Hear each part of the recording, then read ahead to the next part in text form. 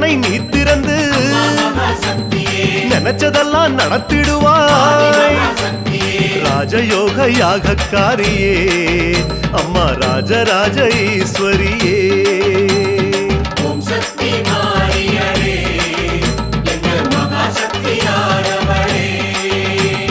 சக்திபுர சந்நிதியில் ஆடி பூச காண்பவளே